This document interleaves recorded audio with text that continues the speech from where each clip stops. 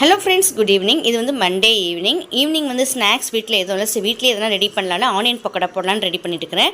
2 பெரிய ஆனியன் எடுத்து நல்லா மெலிசாக கட் பண்ணி வச்சுட்டு அதில் வந்து கடலை மாவு, கொஞ்சம் பஜ்ஜி மாவு, கொஞ்சம் அரிசி மாவு, கொஞ்சம் சோடா, கொஞ்சம் உப்பு போட்டு நல்லா பிசைஞ்சு எடுத்து ஒரு கடாயில் நல்லா எண்ணெய் சூடான பிறகு அப்புறமா பார்த்தீங்கன்னா மறந்துட்டு கொஞ்சம் மிளகாத்தூள் போட்டுக்கோங்க. அதையும் போட்டு நல்லா கலரிட்டு கொஞ்சம் எண்ணெய் ஊற்றிட்டு நல்லா பிசைஞ்சு நல்லா அப்படி புதுசாக அப்படி எண்ணெயில் உதிரி விட்டுட்டிங்கன்னா சூப்பரான ஆனியன் பக்கோடா ரெடி ஆகிடும். பயங்கர டேஸ்ட்டாக இருந்தது. வெளியே வாங்குறத விட வீட்டில் செஞ்சு பாருங்கள், செம்ம டேஸ்ட்டாக இருந்தது.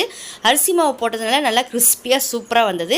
பசங்களுக்கு வந்து டீ போட்டு இந்த மாதிரி ஆனியன் பக்கோடா வச்சு கொடுத்தீங்கன்னா செம்மையாக சாப்பிடுவாங்க. நான் அன்றைக்கி வந்து அப்படி தான் பண்ணேன். மண்டே ஈவினிங் வந்து சூப்பராக ஆனியன் பக்கோடா ரெடி பண்ணிவிட்டு சூப்பராக டீயை போட்டு கொடுத்த பசங்களும் சாப்பிட்டு பாப்பா வந்து டான்ஸ் கிளாஸ்க்கு ரெடி ஆகிட்டுருக்குறான்.